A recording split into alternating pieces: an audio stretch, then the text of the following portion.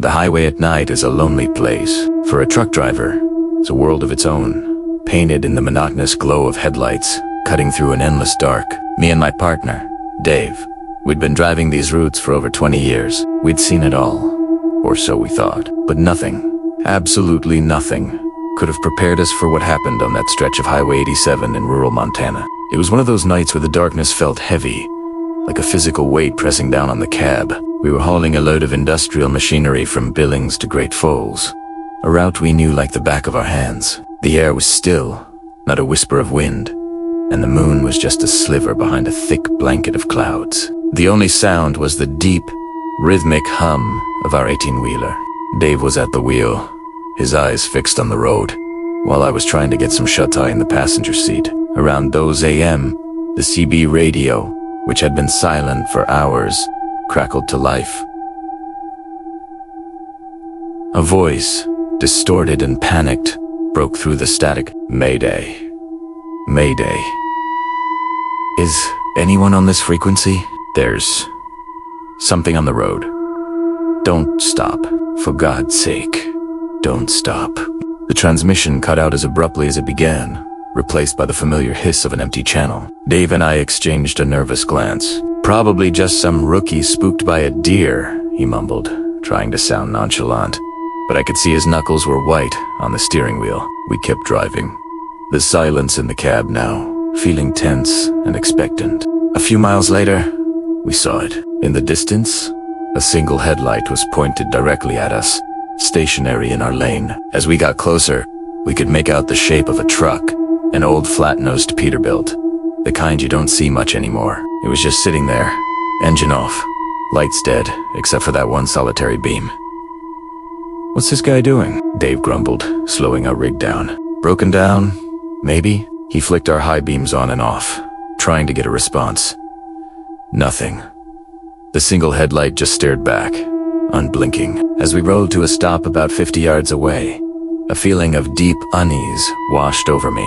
The air grew cold, a biting chill that seeped through the glass and metal of our cab. "I'm gonna go check on him," Dave said, reaching for the door handle. "No, Dave, wait," I said, my voice barely a whisper. "Something's not right. Remember the radio call?" He hesitated, his hand hovering over the latch. "It's the code of the road, man. We can't just leave him." Before I could argue further, the door of the other truck creaked open. A figure emerged, but it moved strangely. It wasn't walking. It was flowing, like smoke, taking a human form. It was tall and unnaturally thin, its limbs long and spidery. It stood there, a dark silhouette against its own headlight, and then it started to move towards us. My blood ran cold. "Dave, go! Go! Now!" I screamed. Dave didn't need telling twice. He slammed the gear shift and stomped on the accelerator. The engine roared, and our truck lurched forward. We swerved into the other lane to get around the abandoned rig. As we passed, I looked out my window. The figure was right there, next to my door, keeping pace with us even as we picked up speed. I couldn't see a face, just a swirling void of shadow where a face should be.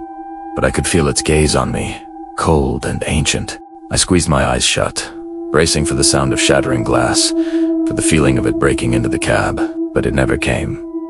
When I dared to look again, it was gone. We were speeding down the highway, the old Peterbilt shrinking in our rearview mirror.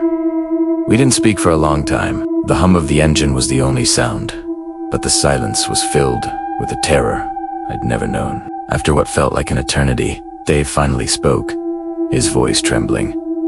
"What? What was that?" "I don't know," I replied, my own voice shaking. "But that radio call, it wasn't a warning for us. It was from him, the driver of that truck." The realization hit us both at the same time. The voice on the radio wasn't warning us about the thing on the road. He was warning us about what he had become. We drove non-stop until the sun came up, painting the sky in shades of orange and pink. We pulled into a truck stop just outside of Great Falls, the place buzzing with the morning rush of drivers and travelers. It felt safe, normal.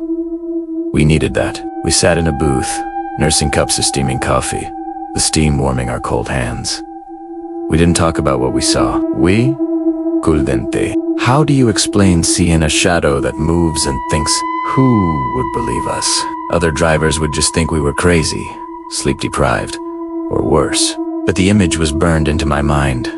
That tall, thin figure, the way it flowed instead of walked, the bone-deep cold it brought with it, and the single, unblinking headlight of that old Peterbilt, a lonely eye in the vast, empty darkness. Weeks turned into months, and we never drove that stretch of Highway 87 at night again. We took longer routes, detours that cost us time and money, but it was a price we were willing to pay. We heard whispers from other drivers, fragments of stories about strange sightings on that road, a ghost truck, a shadow man, a voice on the CB, crying out for help. They were just stories, campfire tales for most.